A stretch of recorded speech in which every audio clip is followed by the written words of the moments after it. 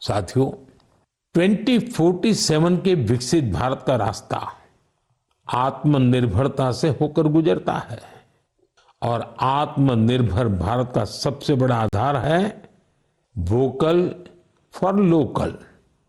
जो चीजें भारत में बनी हो, जिसे बनाने में किसी भारतीय का पसीना बहा हो, वही खरीदे और वही बेचे, ये हमारा संकल्प होना चाहिए।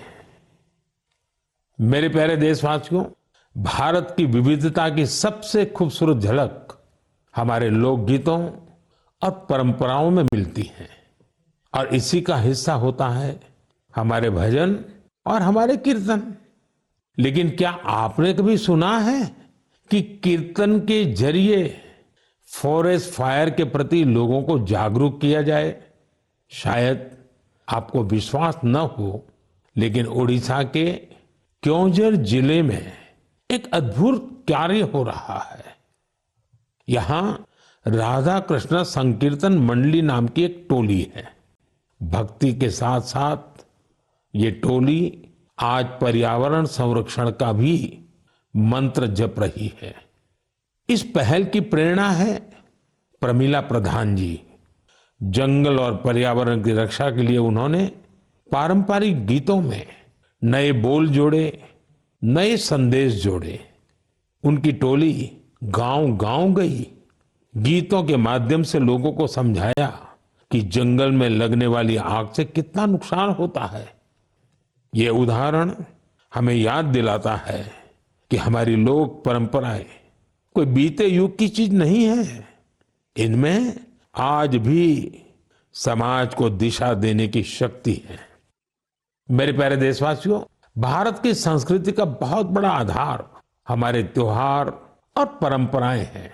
लेकिन हमारी संस्कृति की जीवंतता का एक और पक्ष है। ये पक्ष है अपने वर्तमान और अपने इतिहास को डॉक्यूमेंट करते रहना। हमारी असली ताकत वो ज्ञान है जिसे सदियों से पांडुलिपियां मैन्युस्क्रिप्ट के रूप में सहेजा गया है। इन पांडुलिपियों में विज्ञान है, चिकित्सा की पद्धतियां हैं, संगीत है, दर्शन है और सबसे बड़ी बात वो सोच है जो मानवता के भविष्य को उज्जवल बना सकती है। साथियों, ऐसे असाधारण ज्ञान को, इस विरासत को सहेजना हम सबकी जिम्मेदारी है। हमारे देश में हर कालखंड में कुछ ऐसे लोग हुए हैं जिन्होंने इसे अपनी साधना बना लिया। ऐसे ही एक प्रेरणादायक व्यक्तित्व है मणि मारन जी, जो तमिलनाडु के तंजावुर से हैं।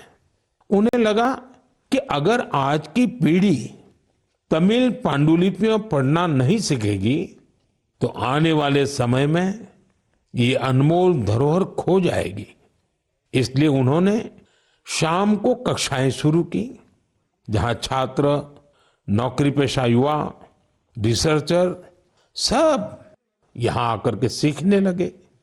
मणि मारन जी ने लोगों को सिखाया कि तमिल सुवड़ियल यानी पाम लीफ मैन्युस्क्रिप्ट को पढ़ने और समझने की विधि क्या होती है। आज अनेकों प्रयासों से कई छात्र इस विधा में पारंगत हो चुके हैं। कुछ स्टूडेंट्स ने तो इन पांडुलिपियों के आधार पर ट्रेडिशनल मेडिसिन सिस्टम पर रिसर्च भी शुरू कर दी है। साथियों, सोचिए, अगर ऐसा प्रयास देश भर में हो तो हमारा पुरातन ज्ञान केवल दीवारों में बंद नहीं रहेगा, वो नई पीढ़ी की चेतना का हिस्सा बन जाएगा।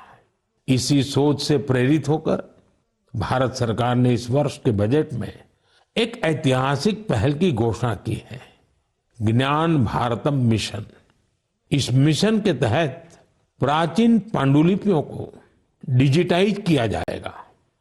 फिर एक नेशनल डिजिटल रिपोजिटरी बनाई जाएगी, जहां दुनिया भर के विद्यार्थी, शोधकर्ता भारत की ज्ञान परंपरा से जुड़ सकेंगे।